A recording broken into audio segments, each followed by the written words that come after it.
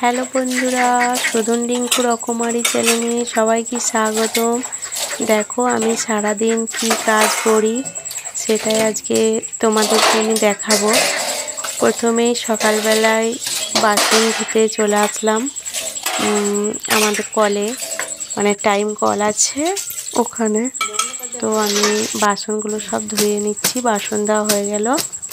এরপর কাপড়টা কেচে নিচ্ছি, কারণ আমি রোজই কাপড় কেচে নিই, বেশি কিছু কাচতে হয় না মেয়ের আর আমার। তো আমি রোজ কেচে নিই, কারণ আমার নোংরা একদমই ভালো লাগে না, তাই অল্প করে কেচে নিতে আমার ভালো লাগে। এক গাদা কাচতেও পারি না, তাই অল্প জিনিস রোজ আমি কেচে নিই।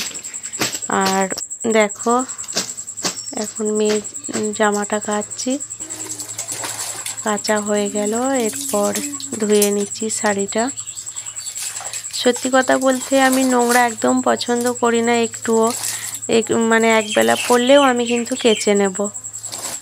আর আমি সারাদিন আমার এই কাজ, কাচাকুচি, পরিষ্কার পরিচ্ছন্ন করা, আর এগুলো করতে আমার খুব ভালোও লাগে। দেখো কাপড়টা কাচা হয়ে গেছে, এরপর আমি মেলে দিচ্ছি তারে। এটা হচ্ছে আমাদের উঠান, এখানে তার খেঁচানো আছে, এখানে মিলে দিচ্ছি। তো এরপর কিন্তু আমি স্নান করব, স্নান করে রান্না বসাতে হবে। তো এখন আমি স্নানটা করে নিচ্ছি। স্নান করা হচ্ছে, স্নান টান করে আবার পুজো করব, পুজো করে তারপরে রান্না বসাবো। কিন্তু পুজোটা আমি দেখাতে পারবো না। তো আমার স্নান করা হয়ে গেছে, দেখো আমি রেডি হয়ে গেছি। চান টান করে তো আর সাজার কিছুই নাই, গরম করছিল ভীষণ চান করে এসেও। তো একটু ফ্যানের তলায় বসলাম, বসে দেখো আমি একদম রেডি।